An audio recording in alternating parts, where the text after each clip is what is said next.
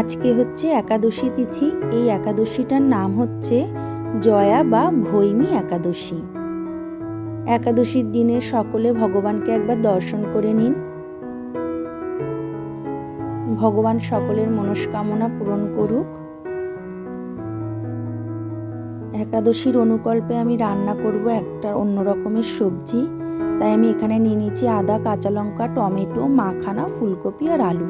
এখানে কিছুটা কাজু বাদাম ভিজিয়ে রেখেছি। একটা ছোট্ট কড়াইতে আমি কিছুটা ঘি গরম করে মাখানাটা একটু ভেজে নেব। এদিকে গ্যাসে ফ্রাইং প্যানটা বসে আমি একটা মশলা তৈরি করে নেব আদা, কাঁচা লঙ্কা আর কাজু বাদাম দিয়ে। প্যানটা গরম হয়ে গেছে, এখানে আমি বাদাম তেল দিয়ে আলু ফুলকপিটা খুব ভালো করে ভেজে নেব। আলু ফুলকপি আমার ভাজা হয়ে গেছে। এবার ওই তেলে কাঁচা লঙ্কা, টমেটো দিয়ে আরেকটু ভেজে নেব। একটু নুন দিয়ে দিলাম টমেটোটা যাতে নরম হয়। এবার ওই মশলাটা আমি এর মধ্যে দিয়ে ভালো করে কষিয়ে নেব।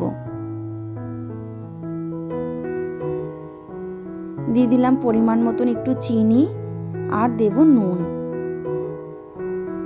আমি আগেও একটু নুন দিয়েছি বলে তাই এখন একটু পরিমাণ মতন দিলাম বুঝে।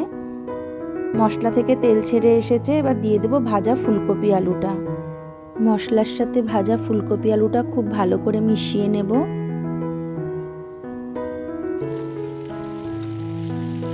এবার একটু ঝোলের জন্য দিয়ে দেব জল, যাতে ফুলকপি আলুটা ভালো করে সিদ্ধ হয়ে যায়।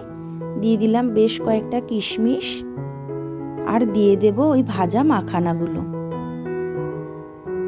দিয়ে আমি আবারও খুব ভালো করে নাড়াচাড়া করে নেব।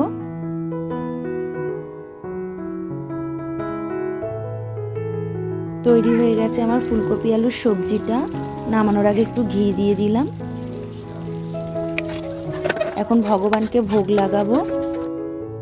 আমি করেছি এখানে ক্যাপসিকামের পকোড়া, ফুলকপি আলুর ওই সবজিটা, টমেটোর পকোড়া আর আলুর চিপস।